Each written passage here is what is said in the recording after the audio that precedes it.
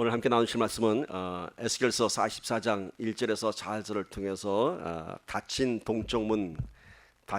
동쪽문이란 제목으로 여러분과 함께 귀한 은혜와 도전 나누겠습니다.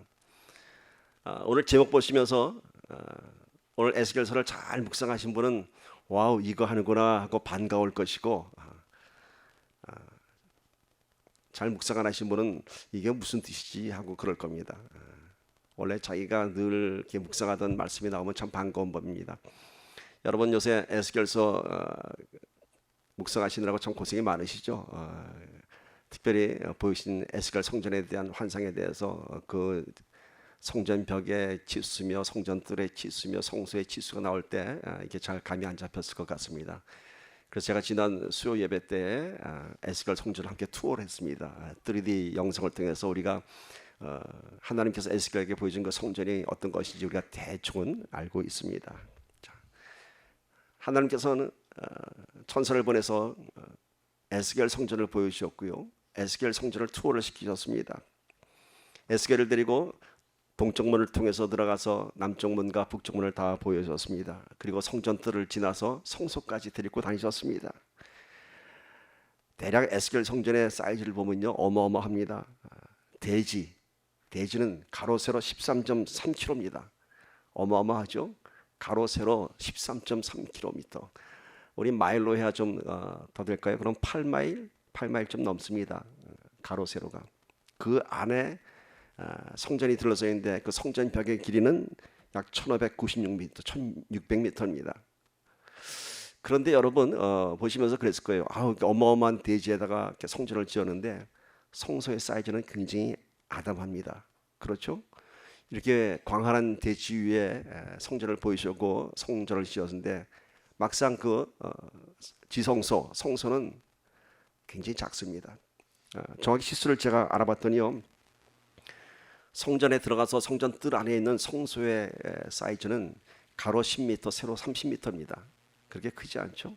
또 그 안에 들어가서도 머스트 헐이라고 하는 구약 성전으로 치면 지성소 안의 사이즈는 가로 세로 10m입니다.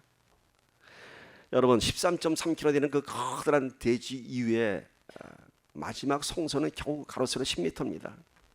무엇을 의미할까요, 여러분? 다른 이방신의 신전들 보면요 어마어마합니다. 그 올리는 제단들이 높이가 높고 참 큽니다. 그런데 왜 에스겔 성전은 그 넓은 대지에 그 성전을 지면서 마지막 성소는 가로 세로 10m의 작은 방을 했을까? 뭔가 이렇게 느껴지는 게 없습니까? 겨자씨만한 믿음의 실체를 제가 설교할 때 그랬죠. 작은 믿음 하나가 세상을 변화시킨다고 했습니다. 그래서 성소는 그 작은 겨자씨만한 믿음의 실체를 볼 수 있는 곳입니다. 누구를 통해서? 하나님의 영광을 통해서 내가 그 믿음의 실체가 되는 것입니다.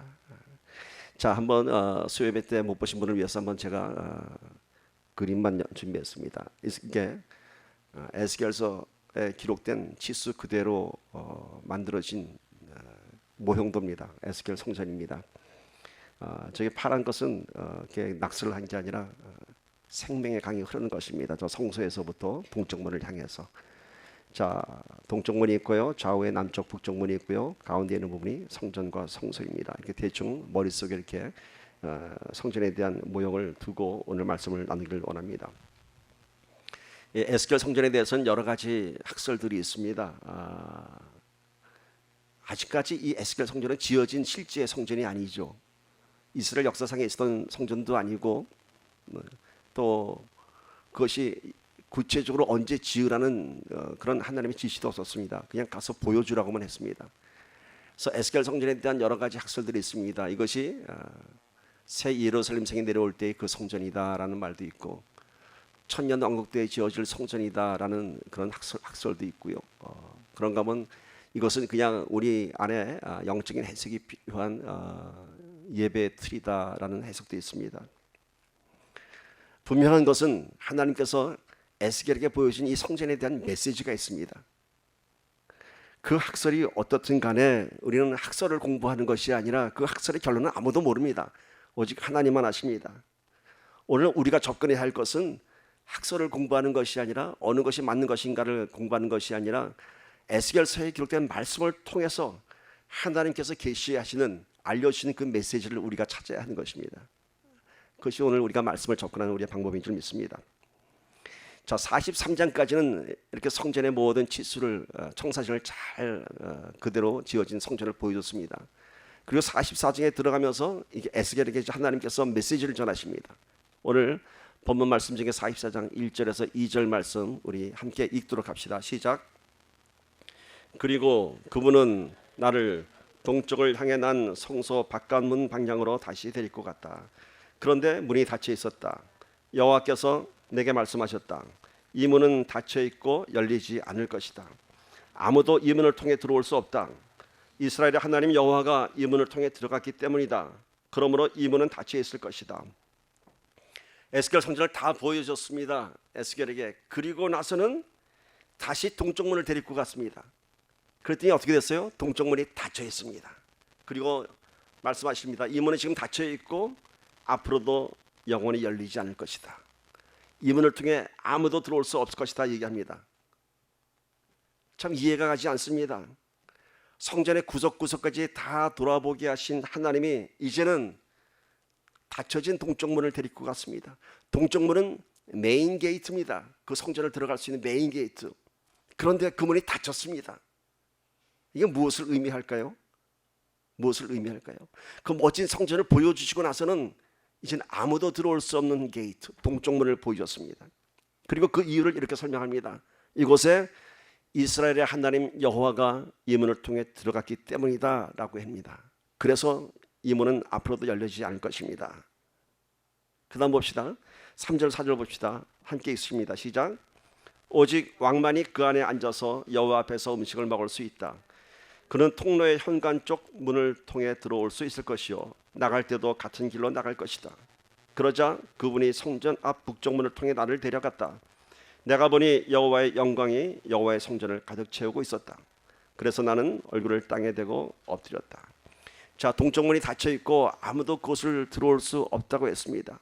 그런데 오직 왕만이 그 성전에 들어와서 여호와 앞에서 음식을 먹을 수 있다고 합니다.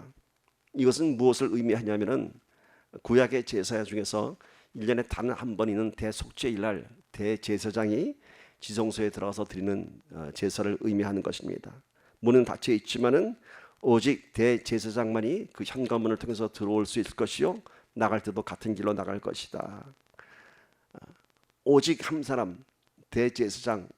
이 왕은 이스라엘 왕은 정치를 하는 왕이 아닙니다. 솔로몬 왕이 아니고 다윗 왕이 아닙니다. 제사를 집행하는 왕 대제사장만이 곳을 들어갈 수 있다 얘기하십니다. 그리고는 에스겔을 어디로 될 것 같죠? 북쪽 문을 통해서 다시 보여줍니다. 왜냐하면은 동쪽 문이 닫혀 있기 때문에 에스겔을 북쪽 문으로 데리고 들어갑니다. 그랬더니 뭐가 있다고요? 그 안에 여호와의 영광이 가득 채우고 있었다라고 합니다. 이 상황이 무엇을 의미할까요? 이 상황이 참 쉽게 여러분 이렇게 해석되지 않을 것 같습니다. 성전을 다 보여줬습니다. 그런데 다신 들어올 수 없는 동쪽문, 닫혀진 동쪽문을 보여줬습니다. 그리고 그거는 오직 대제사장만이 들어와서 제사를 드릴 수 있다. 그리고 뭐라고 하냐면 이 동쪽문을 통해서 하나님이 들어오셨다고 합니다. 근데 에스겔은 아직 못 봤습니다. 아니, 보여주지 않았습니다. 그런데 이미 하나님의 영광은 성전에 가득했습니다. 성전을 봤습니다. 동쪽문으로 들어왔습니다. 동쪽문이 닫혔습니다. 근데 하나님이 들어오셨다고 합니다. 그러나 에스겔은 하나님이 들어오는 걸 못 봤습니다.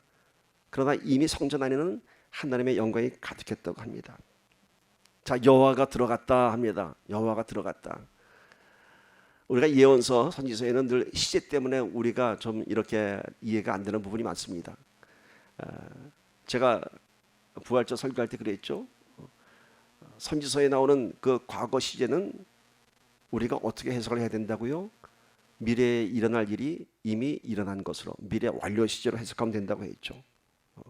이것을 그냥 과거 시제로 하면은 여호와 하나님이 동쪽문으로 들어갔다라고 하면은 뭔가 앞뒤가 맞지 않습니다. 왜냐하면은 그 멋진 성전문을 지어놓고 문을 닫아버렸습니다. 앞뒤가 안 맞죠. 그러나 이것을 선지서의 그런 차원으로 보면은 과거에 일어났던 일이 아니라 앞으로 어느 시점인가 일어날 일을 지금 성취된 것으로 기록하고 있는 것입니다. 앞으로 언젠가 그 먼 훗날 그 성전을 통해서 하나님이 들어오실 것이다 라고 하는 뜻입니다. 그렇다면은 그렇게 해석하면 그 후로 언제 하나님께서 여호와님께서 이스라엘의 하나님께서 그 문을 동쪽문을 통해 들어가셨을까요? 아니면은 아직 이루어지지 않은 일일까요? 아직 이루어지지 않은 일일까요? 조금 더 우리가 이 에스겔의 성전을 보면서 연구해야 할 부분이 있습니다. 이 동쪽문이 닫힌 것을 우리가 깨닫기 위해서는 에스겔의 성전을 보면요, 성전 안에 있는 성소와 구약에게는 지성소라는 그런 구분된 부분이 있습니다. 그런데 구약의 성막 또는 솔로몬의 성전과는 다른 것이 있습니다. 뭔가 하냐면은 지성소 안에 있어야 할 7 촛대와 분향단, 진설병, 떡을 올리는 진설병, 또 지성소 안에는 법궤, 이런 것에 대한 언급이 없습니다. 그 안에는 아무것도 없습니다. 오직 여호와의 테이블 하나만 있습니다. 제사의 가장 중요한 핵심적인 부분에 대한 설명이 없습니다. 에스겔서에 기록된 에스겔의 성전에는. 무슨 말씀이냐면은 다른 성전과 가장 틀린 것이 뭐냐면 지성소 안에 그 안에 법궤가 있어야 되고, 또 지성소 그 앞에 성소에는 7 촛대가 있어야 되고 분향단이 있어야 되고 떡상이 있어야 되는데 그것이 없습니다. 무엇을 의미할까요? 오늘 이 에스겔 성전은 구약의 제사를 위한 성전이 아니라 구약의 제사가 이미 완성된 것을 의미하고 있습니다. 이미 완성됐습니다. 그래서 그 안에는요, 성소에 휘장도 없고요, 휘장도 없고 법궤도 없습니다. 왜 그럴까요? 약속이 성취되었기 때문입니다. 7 촛대가 없습니다. 왜일까요? 7 촛대는 성령이 임재하는 교회입니다. 그것이 성취되었습니다. 그리고 하나님의 영광, 하나님의 임재가 구약 성전에는 지성소에만이 임재하시는데 오늘 어디 있다고요? 성전 뜰 안에 하나님의 영광이 가득합니다. 이건 뭘 의미합니까? 에스겔 성전은 이미 구약의 제사가 완성된 것을 의미합니다. 그 안에는 번제단이라든지 성전과 성소는 구약의 제사에 대한 그런 흔적들인 것입니다. 아직 지어지지 않은 성전입니다. 에스겔 성전은. 이 성전이 언젠가 새하늘 새 땅에 세워질 새 예루살렘 성전일 수도 있고, 주님 오시기 전에 천년 왕국 때 이 땅에 지어질 그런 실제적인 성전일 수도 있습니다. 그러나 오늘 에스겔에게 보여준 이 성전의 의미는 건물적인 의미보다는 이미 구원이 완성된 하나님의 임재가 가득한 교회의 모델이라고 볼 수 있습니다. 오늘 우리가 그렇게 접근하게 되면 하나님의 메시지를 찾아낼 수 있습니다.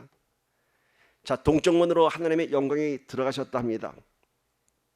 그런데 아까 제가 미래 완료 시를 얘기하면서 이것이 언제 일어날 것인가에 대한 얘기를 했죠. 그런데 실제적으로 이 일이 이루어진 위대한 역사적인 사건이 있습니다. 실제적으로 이 동쪽문을 통해서 하나님의 영광에 들어가셨습니다. 언제일까요? 바로 지금부터 2000년 전에 예수님께서 나귀 타고 들어가신 예루살렘의 성전의 문이 바로 이 동쪽 문이었습니다. 바로 예수님께서 에스겔 선지자에게 이 환상을 보여주고 난 500년 후에, 500수십 년 후에 예수님께서 나귀를 타고 들어가셨습니다. 그리고 그 동쪽 문을 통해 들어가신 예수님은 모든 인류를 위한 단 한 번의 그 위대한 제사의 희생양으로 드려졌습니다. 그리고 그날 성소의 휘장이 찢어졌고 이제는 피를 흘리지 않아도 하나님의 영광을 볼 수 있게 되었습니다. 지성소뿐만이 아닌 성전 뜰 안에 하나님의 영광이 가득했습니다. 오늘 우리 교회 위에 하나님의 영광이 가득한 것입니다. 그런데 동쪽문이 구로 닫혔다고 합니다. 성경에는 이 동쪽문을 미문이라고도 합니다. 아름다울 미자에 아름다운 문. 그리고 이스라엘 사람들은 그것을 황금문이라고 합니다. 그런데 그 동문이요, 그 동쪽문이 지금 실제적으로 존재합니다. 그러면은 이스라엘에 존재하는 그 동쪽문, 동문, 황금문이라고 하는 그 문이 열렸을까요? 닫혀 있을까요? 한번 보도록 합시다. 제가 지금 이스라엘에 있는 동쪽문의 사진을 준비했습니다. 동쪽문입니다. 문이 어떻게 되어 있나요? 닫혀 있습니다. 닫혀 있습니다. 문이 닫혀진 역사는 이렇습니다. 오스만 터키 제국이 예루살렘을 정복했을 당시에 터키의 황제인 술탄 1세가 이 에스겔서의 예언을 받습니다. 동쪽 문으로 하나님의 영광이 들어온 것에 대해서 이 술탄 1세가 그것을 막아야겠다. 그래서 그 예언 때문에 술탄 1세가 막아놓은 문입니다. 그런데 어떻게 됐죠? 이미 들어오셨습니다. 에스겔 성전의 의미는 동쪽 문으로 들어오신 예수님의 초점이 맞춰져야 됩니다. 그리고 하나님의 영광이 가득한 성전, 그것이 바로 이 땅에 새롭게 세워진 교회의 모델입니다. 그래서 저 에스겔 성전 안에는 구약의 제사의 형태는 있어도 실제적으로 제사를 드리는 성전의 모델은 아니었습니다. 그래서 지성소에 법궤도 없었고요, 진설병도 없었고 여러 가지 제사에 대한 기구가 없습니다. 에스겔 성전은 구약과 신약이 완성된 성전의 모델입니다. 율법이 예수님으로 완성된 것을 보여주는 것입니다. 그럼 왜 동쪽 문으로 들어오셨으면 왜 그 문을 닫아 놓으셨을까? 들어와야 사람들이 와서 제사 드리지 않을까요? 아니죠. 이미 제사는 끝났습니다. 이미 그 단 한 번의 제사로 구원은 완성되었습니다. 동쪽문의 출입의 의미는요, 그 당시에 구약에서는 제사를 드릴 때에 제가 죄를 졌습니다. 지난 주간. 그래서 내가 제사 앞에 가서 그 죄를 사함 받아야 됩니다. 그럼 제가 양을 한 마리 끌든지 염소를 한 마리 끌든지 해서 들어가는 것이 동쪽문입니다. 동쪽문으로 희생제물을 같이 들어가서 거기서 제사를 드리고 내가 죄사함을 받고 다시 나오는 것입니다. 그런데 왜 동쪽문이 닫혔느냐? 이제는 그런 피해 제사가 필요 없습니다.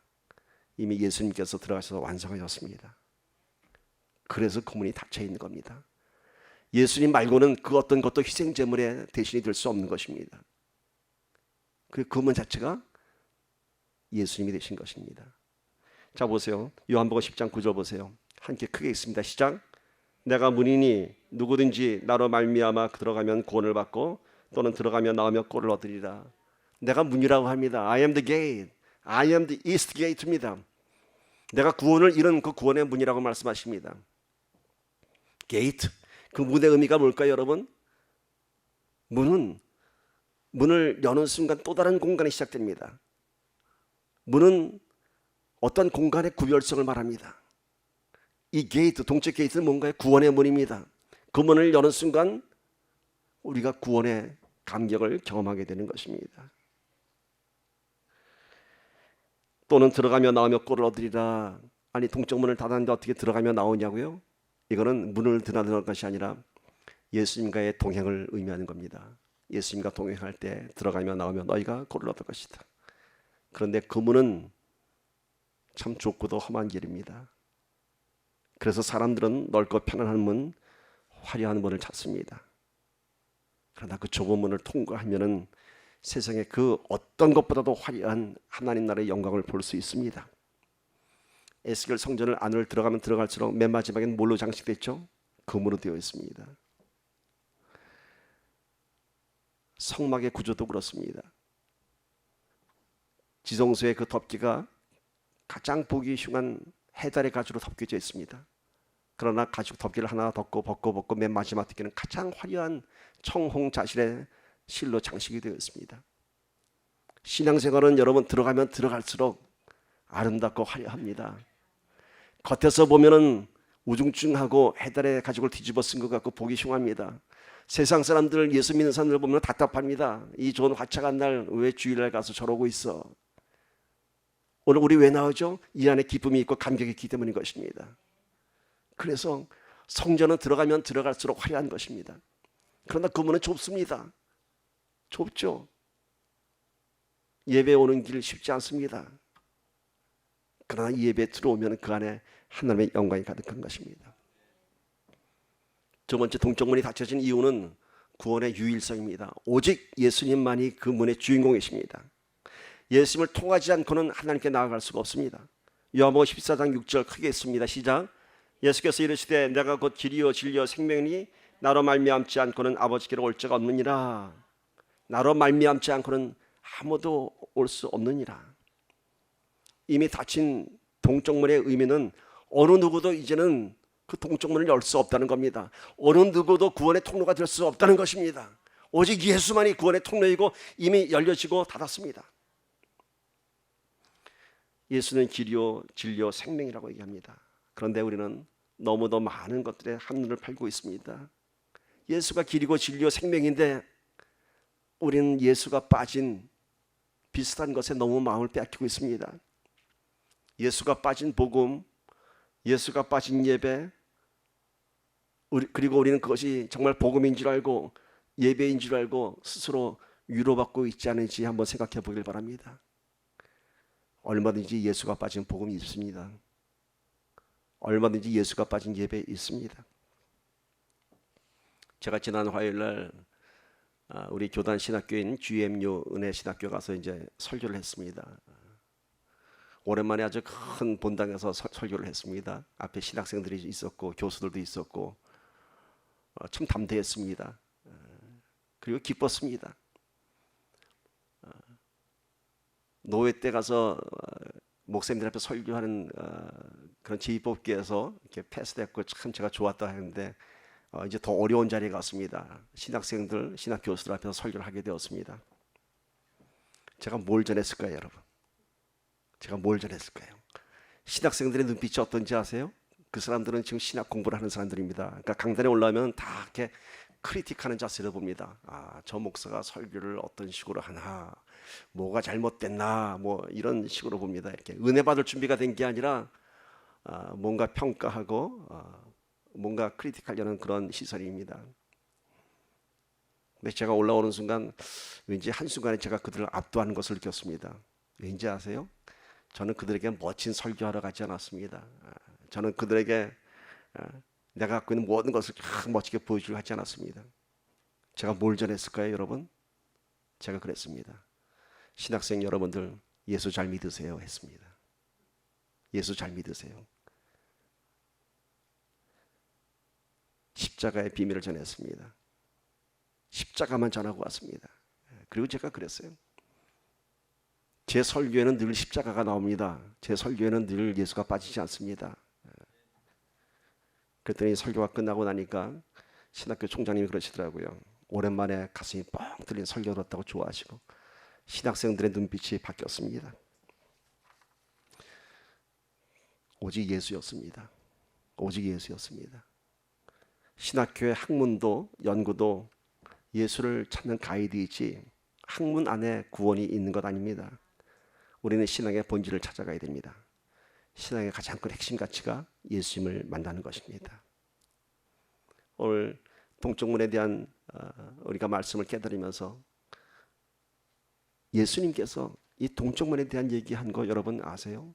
이 땅에 오셔서 예수님께서 오늘 에스겔에게 보여주던 동쪽문이 닫힌 얘기를 예수님이 하셨어요. 비유를 통해서.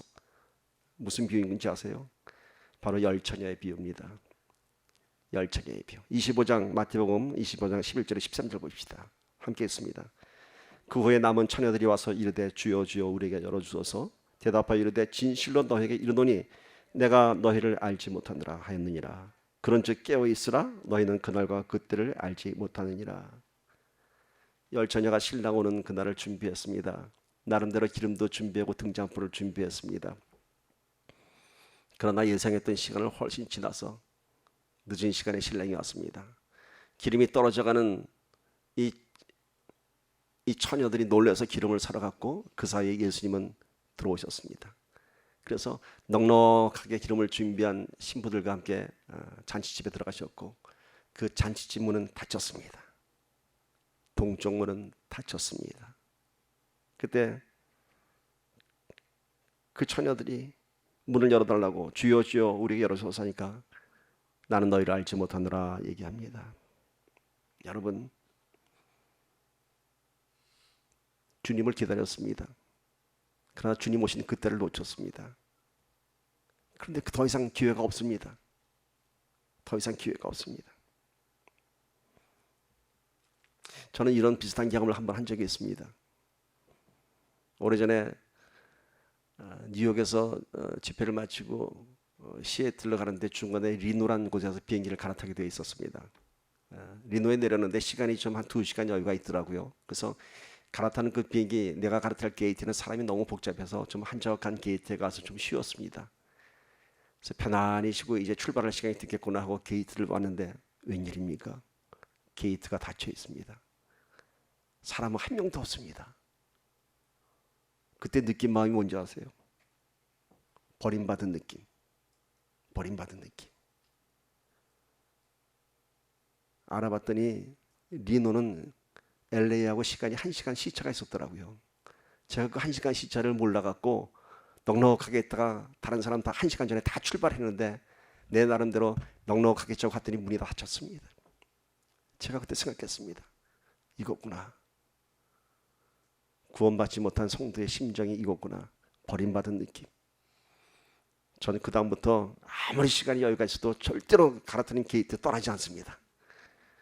한번 쓰리쓴 경험이 있어갖고 절대로 안 떠납니다. 그리고 실제로 국내에서는 게이트가 자꾸 바뀝니다. 그런데 여러분, 다른 게이트가 열려 있다고 해서 내 티켓 갖고 들어갈 수 있는 건 아닙니다. 내가 갖고 들어갈 수 있는 게이트는 오로지 하나입니다. 내가 가는 비행기 게이트뿐입니다. 그 문이 닫히면 탈 수 없습니다. 마찬가지입니다, 여러분. 오직 예수만이 동쪽 문을 들어갈 수 있습니다. 성전의 남쪽 문도 열려 있고 북쪽 문도 열려 있습니다. 그런데 동쪽 문은 닫혔습니다. 그렇다고 해서 동쪽 문이 닫혔으니까 남쪽 문으로 들어가겠다? 북쪽 문으로 들어가겠다? 그렇게 되면 어떻게 될까요, 여러분? 성전 뜰만 구경하고 나오게 됩니다. 똑같이 성전 안에 들어갔지만 동쪽 문을 통해 들어온 사람은 하나님의 영광을 볼 수 있습니다. 그러나 남쪽 문, 북쪽 문으로 들어온 사람은 하나님의 영광을 보지 못합니다. 왜일까요? 똑같은 문인데, 똑같은 성전인데 왜 한쪽은 하나님의 영광을 보고 남쪽 문, 북쪽 문으로 들어온 사람은 하나님의 영광을 보지 못할까요? 아까 제가 얘기했죠. 동쪽 문의 의미는 내가 희생 제물을 갖고 들어와서 죄사함을 받는 것입니다. 남쪽 문과 북쪽 문은 어떤 용도로 쓰였냐면은 제사를 드리고 나머지의 쓰레기들을 버리는 문, 아니면 번제물을 태워야 할 것들, 이런 것들을 태우는 그런 문으로 사용됐습니다. 결국 남쪽 문, 북쪽 문에 들어오긴 해도 제사와는 상관이 없는, 제사함을 받을 수 없는 문입니다. 그래서 들어왔다가는 하나님의 영광도 보지 못하고 나가는 것입니다. 이것이 무엇을 의미할까요, 여러분? 남쪽 문, 북쪽 문으로 들어오면 성전 뜰만 구경하고 나고 하나님의 영광을 보지 못합니다. 그러나 동쪽 문을 통과한 사람들은 하나님의 영광을 봅니다. 오늘 우리가 이 예배에 나와도 예수를 만나지 못하면 예배를 구경하고 가는 것에 불과합니다. 성전 뜰만 거닐다 가는 것에 불과합니다. 오늘 이 자리에 나와서 우리는 동쪽 문을 통과한 예배자가 되어야 할 줄 믿습니다. 예수를 만나고 가는 예배의 전이 되어야 됩니다. 오늘 에스겔은 성전 뜰 안에 가득한 하나님의 영광을 보면서 얼굴을 땅에 엎드렸다고 합니다. 거룩한 하나님의 임재 앞에 우리는 얼굴을 들 수가 없습니다, 여러분. 저는 그런 간증이 있습니다. 저에게는 주의 종이 되기 이전에 콜링 받을 때입니다. 그 중에 뚜렷하게 꾸었던, 저는 그것이 꿈이 아니라 하나님께서 저한테 오셨습니다. 저 앞에 뭔가 표현할 수 없는 하나님의 영광이라고 해야겠죠. 그런 것이 임재했습니다. 앞에 보니 정말 하얀 세마포를 입은 예수님이 서 계셨는데 저는 예수님 얼굴을 보지 못했습니다. 예수님의 발과 세마포 자락만 보고 저는 얼마나 울었는지 모릅니다. 얼마나 울었는지 꿈속에서 깼습니다. 깨보니까 내가 너무 울고 있더라고요. 모를까요, 여러분? 하나님의 임재 앞에서는요, 우리가 엎드려 울 수밖에 없습니다. 왜일까요? 그 거룩함 앞에서 나의 더러움이 드러나는 순간 우리 무릎 꿇을 수밖에 없는 것입니다. 오늘 우리 예배의 자리가 바로 그런 거룩한 자리입니다. 우리가 무릎 꿇을 수밖에 없고 눈물 흘릴 수밖에 없는 그런 자리입니다. 그러나 아무런 감동 없이 간다면 무엇을 의미할까요? 하나님의 영광과 임재를 체험하지 못하는 겁니다. 예수를 통과하지 못했습니다. 십자가를 통과하지 못했습니다. 그래서 성전 뜰만 보고 가는 관광객과 마찬가지인 것입니다. 예배에 나와서 아무런 거룩한 교제를 경험하지 못하면 예배 구경꾼이고 예배 이방인이 되고 마는 겁니다. 그래서 뒤이어서 하나님은 에스겔에게 이방인에 대한 것을 언급하십니다. 9절 말씀 봅니다. 함께 읽습니다. 시작. 나 주 여호와가 이렇게 말한다. 마음과 몸에 할례를 받지 않은 이방 사람은 이스라엘 자손들 가운데서 살고 있는 이방 사람들이라고 할지라도 어느 누구도 내 성소에 들어오지 못할 것이다. 당시 이스라엘에는 이스라엘 사람들과 어울려 사는 이방인들이 있었습니다. 이들은 이스라엘의 풍습과 문화 그대로 쫓아 이스라엘 사람들처럼 살았습니다. 예를 들면 룻기에 나오는 나오미의 며느리 룻이 그런 이방 여인이었습니다. 이들은 다른 것은 다 이스라엘 사람들하고 똑같이 살지만은 제사만큼은 함께 드리지 못했습니다. 성전에 들어올 수도 없었습니다. 그런 이방인에 대해서 오늘 얘기합니다. 마음과 몸에 할례를 받지 않은 이방 사람은 내 성소에 들어오지 못하게 할 것이다. 거꾸로 얘기하면 뭘까요? 마음과 몸의 할례를 받으면 이방인이라도 내 성소에 들어올 수 있을 것이다. 하나님의 구원의 역사는 유대인에서부터 모든 열방과 족속까지입니다. 마음의 몸과 할례를 받은 자는, 예수를 영접한 자는, 성령으로 거듭난 자는 하나님의 성소에 들어갈 수 있는 겁니다. 에스겔 성전에 들어갈 수 있습니다. 오늘 이곳이 바로 에스겔 성전인 줄 믿습니다. 여러분, 이스라엘들 틈에 살고 있는 이방인들의 모습들, 어쩌면 우리 교회 안에 여러분을 얘기하는 것 아닙니다. 너무도 많은 사람들이 교회 안에 이방인의 모습으로 와서 이스라엘인들처럼 앉아있다 가는지 모르겠습니다. 그런 사람들은 내 성소에 들어올 수 없다고 합니다. 예배를 드리지만은 안 받으시겠다는 겁니다. 하나님께서. 왜요? 몸과 마음에 세례를 받지 않았기 때문입니다. 거듭나지 않았기 때문인 것입니다. 할례를 받지 않았기 때문인 것입니다. 교회는 이렇게 거듭난 자와 거듭나지 않은 자들이 함께 있습니다. 예배는 함께 드리지만은 하나님의 영광을 경험하는 것은 오직 거듭난 자들, 몸과 마음에 할례 받은 자들만이 은혜 받는 것입니다. 여러분, 우리가 몸과 마음에 할례 받은 자로서 이 자리에서 하나님의 영광을 체험하기를 축복합니다. 몸과 마음으로 할례 받은 자들, 성령으로 거듭난 사람, 더 구체적으로 설명하면 이것은요, 하나님과의 인격적인 관계가 시작된 사람을 의미합니다. 거듭나지 않은 사람은 하나님과의 인격적인 관계를 만들 수 없습니다. 그래서 하나님도 모르고 나는 너를 모른다고 합니다. 신랑이 난 너를 모른다고 합니다. 몸과 마음의 할례를 받지 않았기 때문인 것입니다.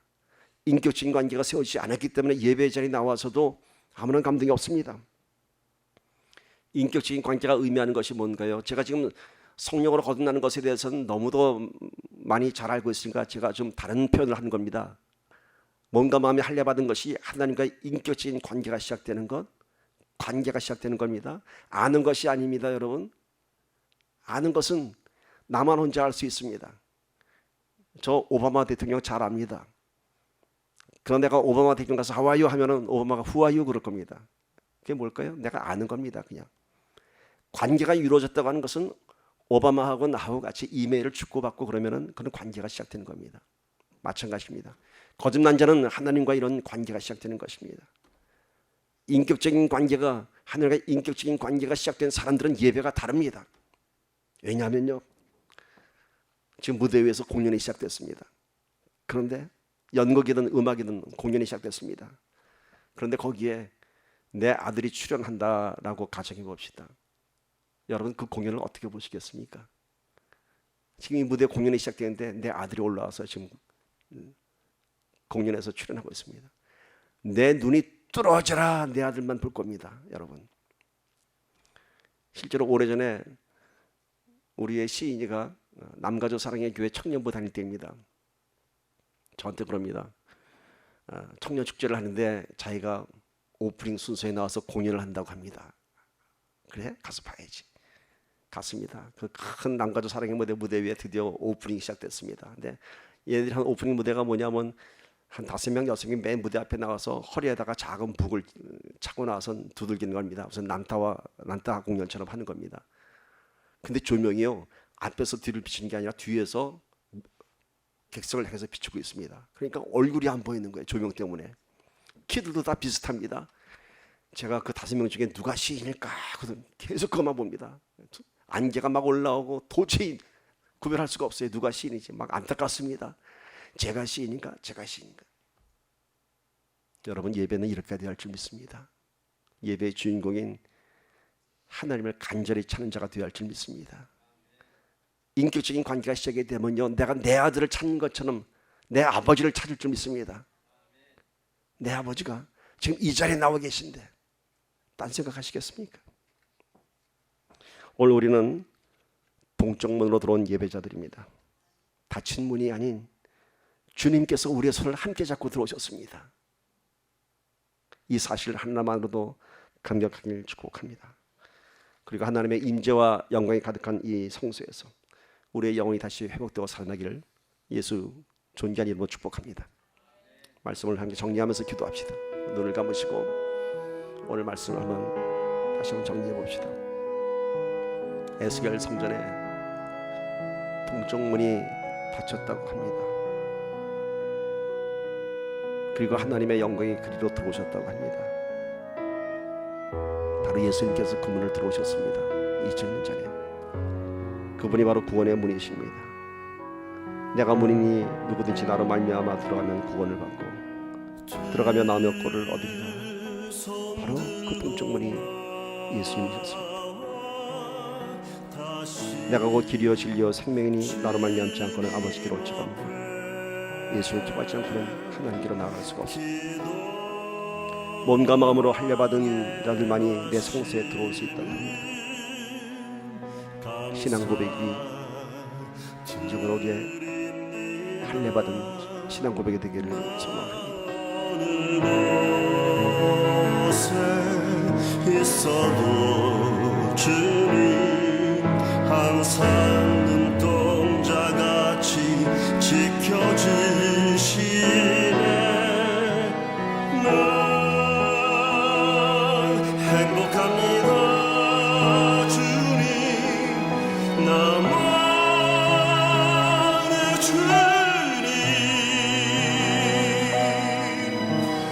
늘 내 곁에 계셔 이렇게 나를 위로하시니 난 기도합니다. 주님 나 외로울